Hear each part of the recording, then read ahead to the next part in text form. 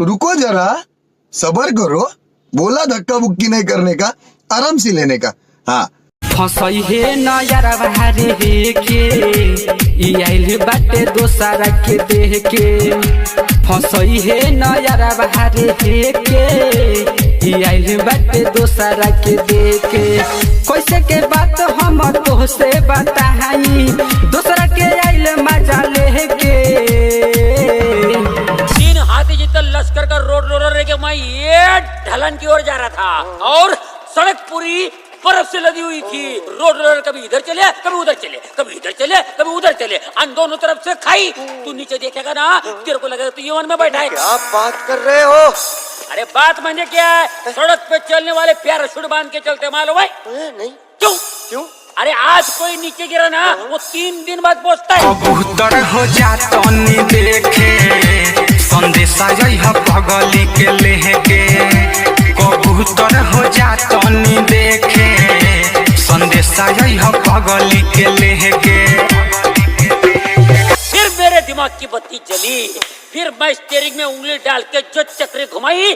फसई है नजरा बहारे के आइल बाटे दोसरा के देखे।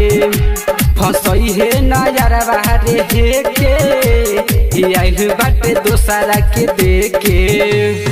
डीजे अरमान, डीजे अरमान, दोसरा के देखे।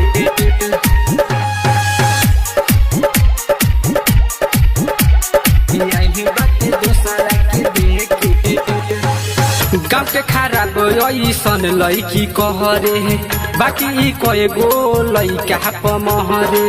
ए दोस्त हाँ गाँव के खराब ऐसन लैकी कहरे, बाकी कए गो लैका पमहरे। तोहरे बाटे विश्वास से बजमल, जाके कहीं बोल के मजा आया। और मैं ये जो मजा है हिंदुस्तान के हर व्यक्ति को देना चाहता हूँ। फसई है नजरा बहारे के आइल बाटे दोसरा के देखे। फसई है नजरा बहारे के आइल बाटे दोसरा के देखे। डीजे अरमान, डीजे अरमान।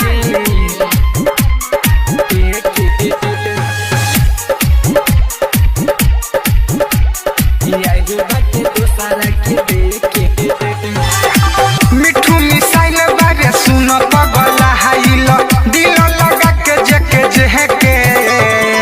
फसई है नजरा बहारे के आइल बाटे दोसरा के देखे। फसई है नजरा बहारे के आइल बाटे दोसरा के देखे।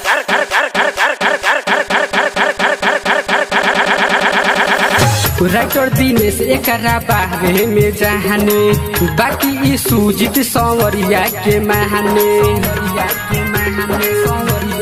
हाँ हाँ हाँ राइटर दिनेश एकरा बारे में जाने, बाकी सूजित संवरिया के महाने। कोहेले राम चंद्र बिहारी, देखनी तो आइल खेते खेते। फसई है नजरा बहारे के आइल बाटे दोसरा के देखे। फसई है नजरा बहारे के आइल बाटे दोसरा के देखे। कैसे के बात हम तो से बताई, दोसरा के आइल मजा ले के। फसई है नजरा बहारे के आइल बाटे दोसरा के देखे। फसई है नजरा बहारे के आइल बाटे दोसरा के देखे। का कहिए दोस्त बड़ी खराबी है। प्रीति फिल्म्स रिकॉर्डिंग स्टूडियो चिरैया।